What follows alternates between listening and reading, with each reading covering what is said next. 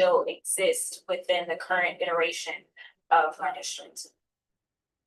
And right, I know that Bloodfield downtown, those were historically been parts of Congressional District 30 dating back to Congressman Lee Johnson's early years.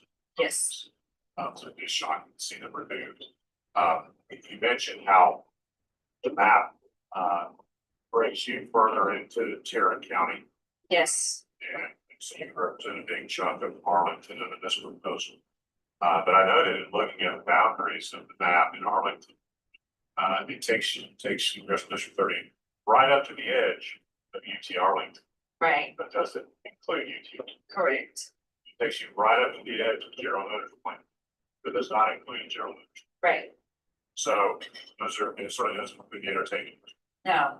So those are three economic engines in Arlington, which is a much larger portion of maybe not being in your district. That is absolutely right. And it's interesting that you bring up the Tarrant County aspect.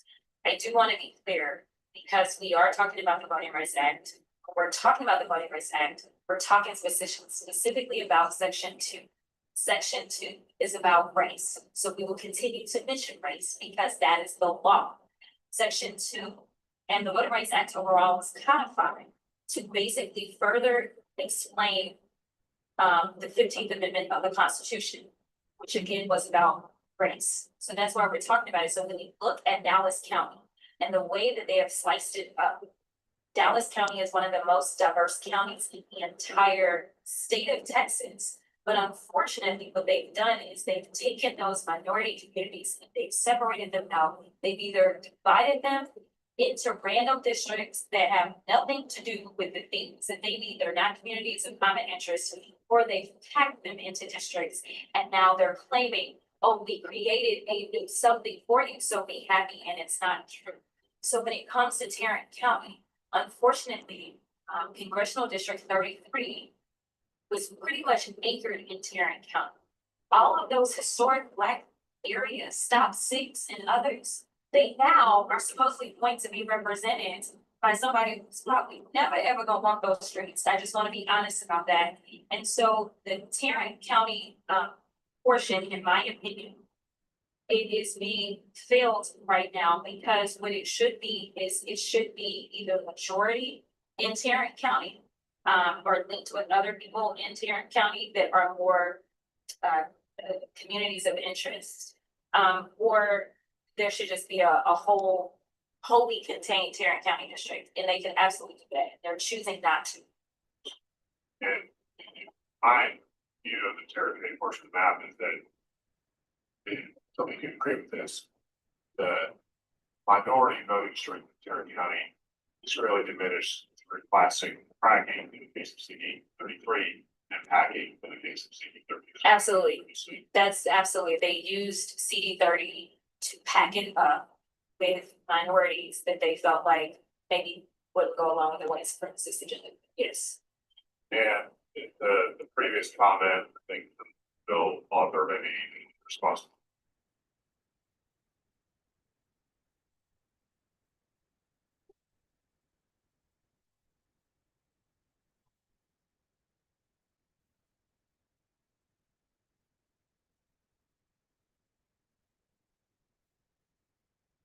Or been a question, I mean, that that's not even been the position of the state.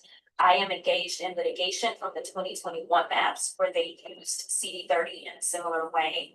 And actually at the time that the 2021 maps, well, as we were working on the maps and the numbers came out, CD 30 had a naturally occurring population of 52% citizen voting age population being African American. This legislature in 21 decided to pull it down from being over 50%. And they were allowed to do so because federal law says that it's more so about will this still perform as an African American opportunity seat. So they did not do me a favor and somehow create an African American opportunity seat. And their position in this current litigation that has not been resolved has been that CD 30 is protected under the Voting Rights Act as an African American opportunity seat. And back to last question, thank you. federal courts have historically looked at district plans and when legislatures never removed economic engines from the majority minority districts and districts represented by minority members of Congress or local legislators. They have, it's fair to say they have taken a dim view of legislatures doing that. They have absolutely taken a dim view, which is one of the reasons that I brought that up. In addition to the fact that I know that this legislature did ask us as members of Congress to confirm our addresses. I don't know how many of us actually still reside in the districts that we represent. I do not currently reside in my district based upon the plan that has been drawn, which is another red flag, in addition to courts consistently looking at how many people have been moved. And when we do the math, our districts are approximately 766,000 people. All of a sudden randomly moving approximately 200,000 people out and another 200,000 people in, because Tarrant County, I only had about 50,000 people in the current iteration. Now I'm going to have 250,000 people from Tarrant County. That's information I didn't know. So the legislature, it's Texas Legislative Council asked you recently for your home address. Prior to us actually, prior to the testimony actually beginning, the public testimony that took place, they asked us to certify that our addresses were still correct, as well as the census tract. And we confirmed that, and we emailed back, and I got confirmation that they received it. Yet I know I was removed from my district. I know Mark Vesey was removed from his district. I know Julie Johnson's not in her district, and I can't, Joaquin is not in his. So listen, they took all of us out. They basically left the numbers somewhere else and removed us, is all I know, which is yet another thing that the courts will look at. I will be clear that I have every intention of going to court as soon as possible to get an emergency action done, because I do feel as if there is a violation right now, if this map passes, of the Voting Rights Act for so many reasons. Thank you very much. Mr. Chairman, can I ask the Chairman, Bill Author, if the committee or legislative council requested verified home address information for members of Congress, that information was received, why was that information disregarded if members of Congress, particularly minority members of Congress, representing majority minority districts, were seemingly potentially drawn out of their district?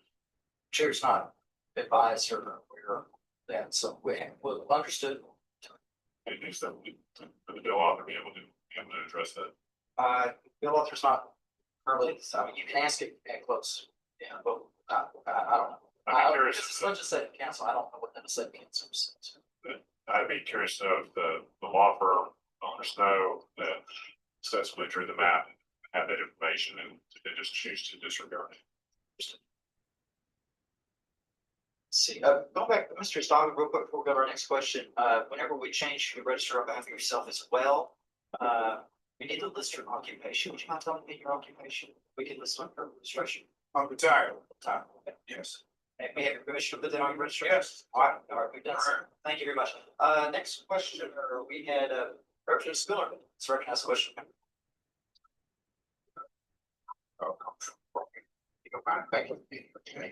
You referencing Voting Rights Act Section 2, we were talking about the Lakewood case, talked about earlier districts subject to the Lakewood case, and you sound like you're pretty involved in litigation relating to reissuing. If you, your attorney, if you read the Lakewood case. I have not read the Petaway case, but I am familiar-ish with it. You understand? Speaking against the law currently in state judges. I won't dispute that the Fifth Circuit has entered the decision. I will dispute that the Supreme Court has affirmed that decision. And I also want to say that I was present while the bill author talked about his interpretation of Petaway, and I disagree with his interpretation. In fact, he basically said this means that we can tear apart coalition districts, and that's not what it said. The Petaway decision stands for the position that you don't necessarily have to create new districts that are coalition districts, but not that the current coalition districts should not enjoy the protections under the Voting Rights Act. And what we're seeing here is that you are intentionally destroying coalition districts because of a misinterpretation of a Fifth Circuit Court opinion that, in my opinion, is also going to lead, because of the amount of minorities that we've talked about that have been moved around, because the Voting Rights Act itself stands for minorities having a voice, and we are in a majority minority state. I think that just like every single time Texas has gone to court, they have lost for being intentionally racially discriminatory. I believe that there will be no difference this time. We will be found to be intentionally racially discriminatory. I will tell you that this administration could care less. This administration just doesn't want to check, especially if it means people that are loud and proud like me have the ability to do a check on this administration for their last 2 years. That's your analysis of the opinion that you've not yet read. Correct. I've not read the opinion, but I've definitely read summaries of it. If you look at page 17, it talks about one of the reasons when they did edit it was statutory construction, and it gets strictly construed. Section 2 of the Voting Rights Act in reference to the fact that Congress has been silent. Congress has not amended that, addressed that, and addressed the coalition districts under the Section 2 of the Voting Rights Act. So my question to you as a member of Congress, since the a year ago, have you filed any amendment to the Voting Rights Act that would allow you allow Voting Rights Act to be amended to provide for coalition districts? Well, let me tell you something. As it relates to the Voting Rights Act, I have always signed on to and believe that we should pass the John Lewis Voting Rights Advancement Act, which would replace the entirety of the Voting Rights Act, as well as the Freedom to Vote Act, which would actually make sure that we could get some of this money out that allowed the presidency to be bought. So to be clear, when we left the last time when I was serving in the State House, we left because we wanted Congress to pass those 2 bills then.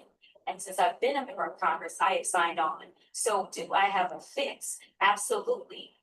We need to pass the John Lewis Voting Rights Act, Advancement Act, and you know who doesn't want to sign on? People from your party. So I mean, I can't do nothing in the minority, but if I could wave a magic wand, or if you'd like to call some of my Republican colleagues on the federal level and tell them that they should do right, like historically Republicans have, because it has always been bipartisan to reauthorize the Voting Rights Act. And we know that a Republican governor from the state of Texas, it was a Bush that reauthorized it last time. And when I say bipartisan, I'm not talking about 1 or 2. I'm talking about passing with like 99 people. So listen, we are ready. We just need people that believe in fairness and freedom in this country to sign up and agree with us, and we will get this done. We will fix all the problems. And I think my question was, after when have you since that time filed any legislation to amend Section 2 of the Voting Rights Act to address the coalition district concerns that you raised? And I think that your answer is no. The answer is that I have signed on to the John Lewis Voting Rights Advancement Act, which would resolve all of these issues. Chair recognizes Representative Barbara Griffin-Hoffman to question the balance. Thank you, Mr. Chair. Congresswoman Crockett, you know, you've been in these chairs and now you're on the other side. And speaking to our colleagues and trying to solicit their support to do the right thing, what would you recommend to our colleagues? Listen, it is so frustrating to be here, and regardless of differences, you know, in fact, going to DC was such an adjustment for me, because when we do everything in DC, it's left or right. That's how we enter rooms. That's how we sit. Everything is left or right. Even when we're on the floor, that's how we vote. But in the Texas House, your desk mate may be a Republican. In the Texas House, regardless of our differences, guess what? So long as your key was in your desk, one of your Republican colleagues may vote your desk and will vote it the right way. They know you were going to be the opposite of them, and they would vote it the right way. So it was weird for everything to be so separated, because even though we obviously were not in the majority when I was here, there still was this kind of Texas pride that we always wanted. And it was always that, listen, we are Texas, we are not DC. And right now, y'all are being deceived. And that is wild to me. Because we always talked about how we were Texans and that we didn't do the DC stuff. And so now to get caught up in this and to harm to the constituents that trust us. You talk about the hearings that took place, that were Republicans that said at the end of the day, I may not agree with the Democrats, but I agree with fairness. So I am here to testify against this process because it's not fair. I'm just asking for the Texas legislature to do what the Texas legislature has always done, which is to be Texas and not be DC. Thank you. Representatives, you recognize the question. Thank you, Chairman. My question is for Congresswoman Crockett. Thank you so much for being here and sharing your thoughts on the map. I hear you, I understand. But you did mention something in your testimony that I think is worth drawing out a little bit on. You mentioned previously the two Anglo seats from before. Yes. Who are currently in those seats? One of them is Lloyd Doggett and the other one is Wesley Hunt. And does that mean one is a Democrat seat, one is a Republican seat? Correct. Okay, so the Democrat seat elected a white man, Yes. and the Republican seat elected a black man. Yes. Okay, and then so today you're concerned about the new Anglo seats, and the assumption that you're making is that it's gonna lead to more Anglo representation. It is. Okay. Because when we, so to be clear, because I may have not been clear. These seats are not about gets elected. They're about who gets to choose what's elected. And so, you know, my district, while it is an African American opportunity seat, it is an opportunity for African Americans to choose their representation. But they don't have to elect a black person. We have a similar seat in Memphis, Tennessee, that historically was always represented by the Ford family. Harold Ford Sr. and Harold Ford Jr. had it, but now it's a white man that is representing that black seat. So it's not about the faces of the seats. It's about who gets to choose who's in the seat. And that doesn't mean that they're gonna choose their own race. As you see, two Anglo majority seats. One went for a white candidate, one went for a black candidate. It's not about us as candidates. It's about the people that get to do the choosing. Well, I would argue that based on the testimony that we've heard over the last week or so, it's both. We're hearing racism all over the place. We're hearing, you know, people want to choose people who look like them, which apparently has been happening. And I just wanted to make it clear that something that has not been said yet is that there are minority Republicans. There is a Black and Hispanic Republican on the dais. And so I just don't think it's fair to just assume that the Anglo districts are going to lead to more Anglo representation. Those were your words, so I'm just. Again, I apologize if that is how it was interpreted, but my clarification is that when we're talking about the law and the Voting Rights Act, it's never been based upon who it is that gets elected. It's based upon who it is that gets to choose who's elected. And unfortunately, adding two more Anglo seats in a state that added, if we're going on the census that came out in 2021, there were only 180,000 new Anglos to this state. So the idea that we would take the bodies of Black, Brown, and Asian, 95% of what allowed this state to garner 2 new seats, and basically use their bodies for the benefit of making sure that a shrinking majority continue to hold on to power is wild, because when we look at the numbers, this is just to clarify. In the last 3 censuses in 2000, Anglos were 52.43% of the state of Texas. In 2010, Anglos were 45.33% of the state of Texas. In 2020, Anglos ended up being found to be 39.75%. At the same time that Anglo percentages were going down, somehow their seats and their ability to elect more representation to DC goes up at the same time that Latinos back in 2000 31.99% of the state. Then it went to 37.62 in 2010, and then it went to 39.26 in 2020. Yet somehow they still don't have the ability to elect representatives of their choice, whoever they elect. It may be, you know what, we can talk about Lloyd Doggett. Lloyd Doggett, for the longest, was representing a seat that was a Latino opportunity seat. They chose Lloyd Doggett. That's fine. We just want people of color to be able to choose their representation so that we can comply with the Voting Rights Act as well as the 15th Amendment of the Constitution. That is it. And who they decide to elect is who they decide to elect. And in addition to this state being in trouble in previous court litigation, they have found that when this state legislature has said, oh, well, we'll add these minorities over here.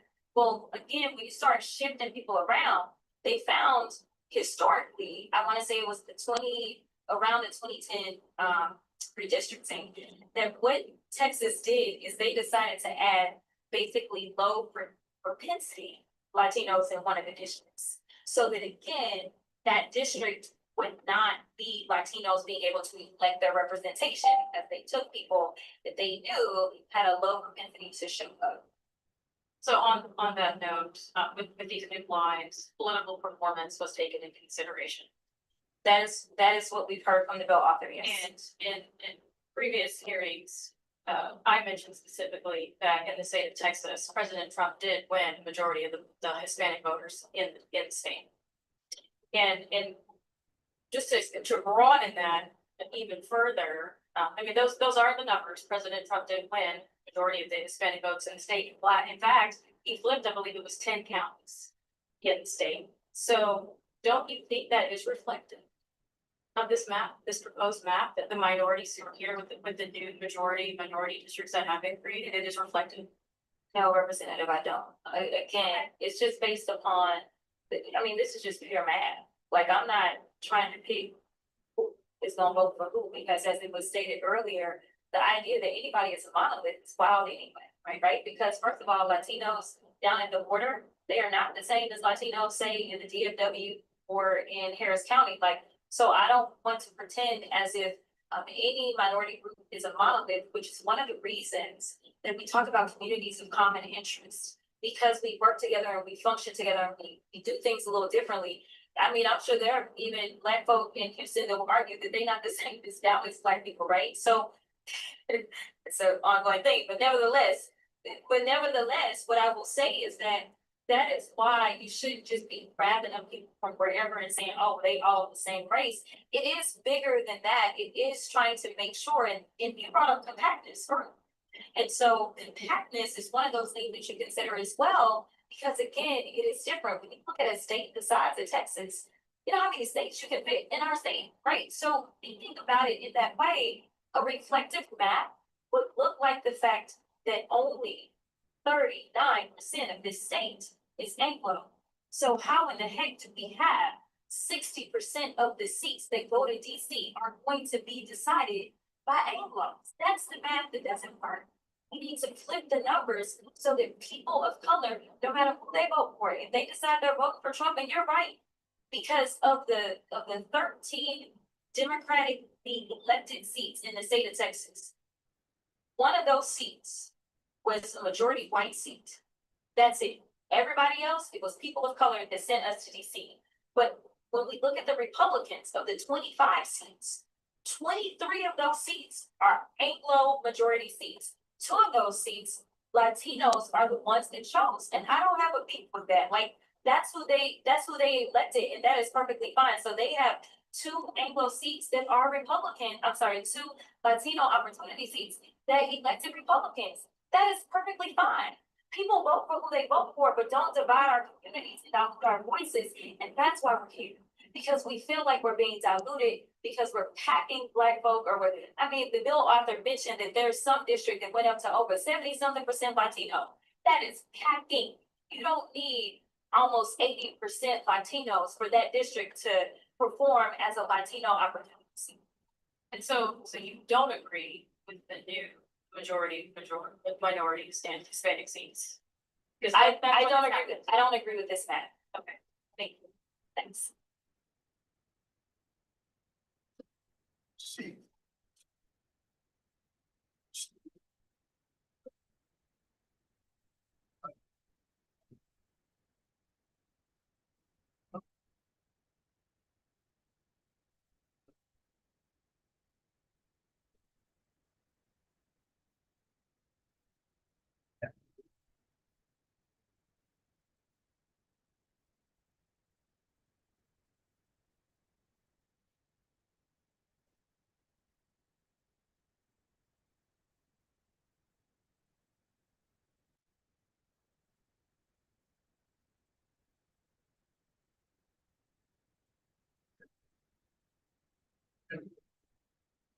And the group.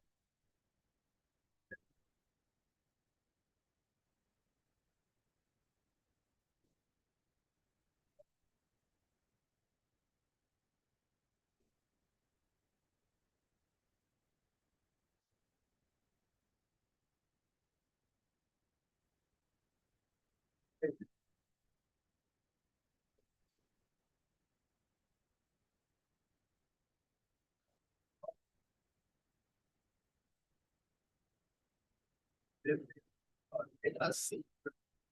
Oh, one time, you know, their jobs. We just assume that everything, but, oh, yeah, yeah. But still, yeah.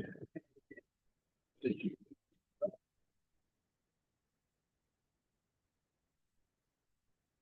I rate.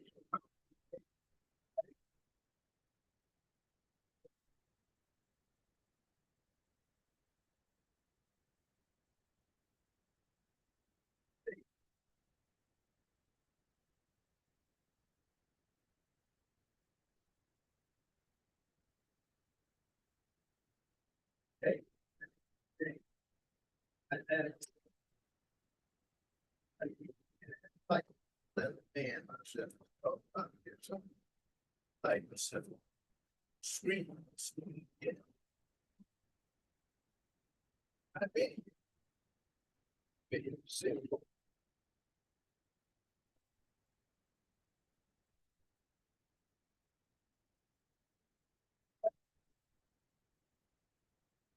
They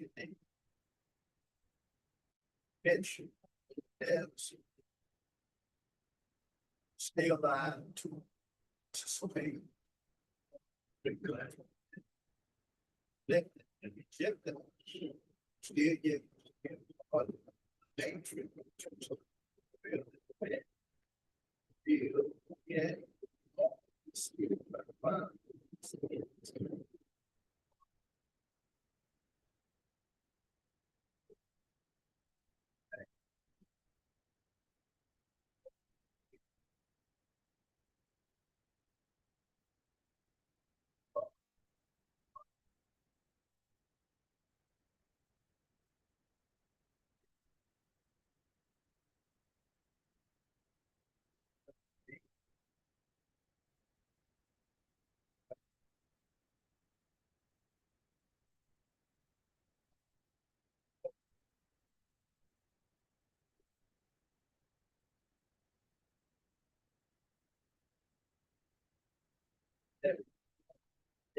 Oh.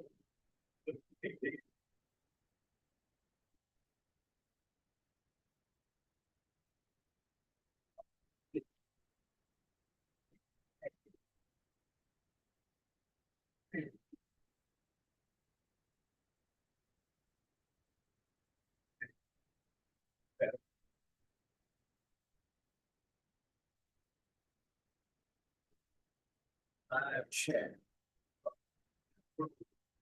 Shooting sound is different. And not only that, but have changed. As they, everybody, my job.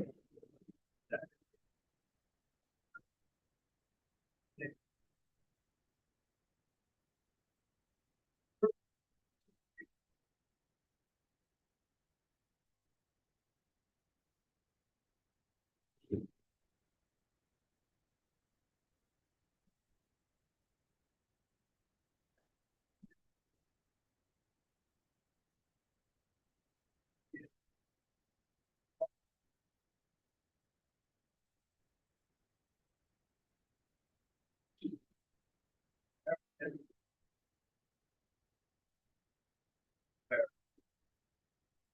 five, around uh, city of Babylon. This is a big plan, or I think it's just. Yeah, you know that.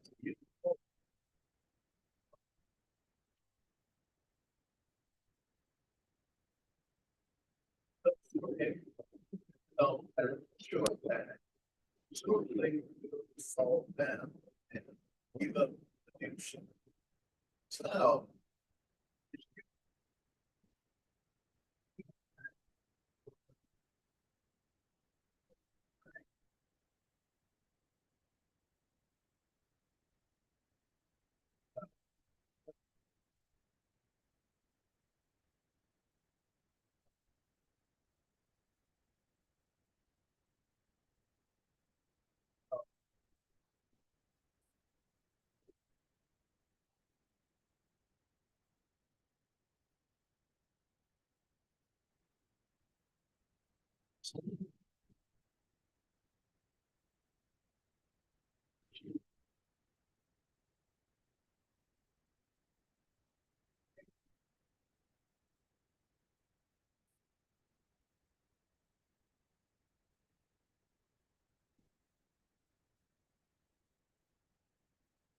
I should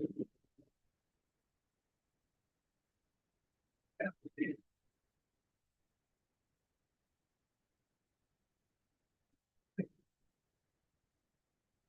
Oh,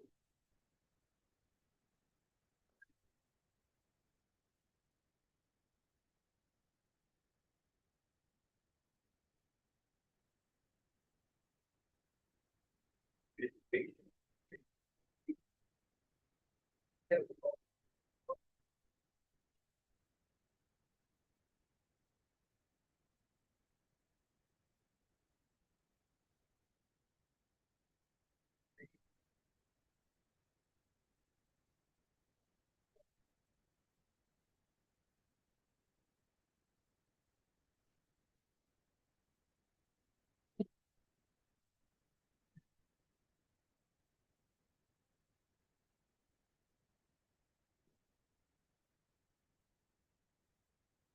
I'll go there.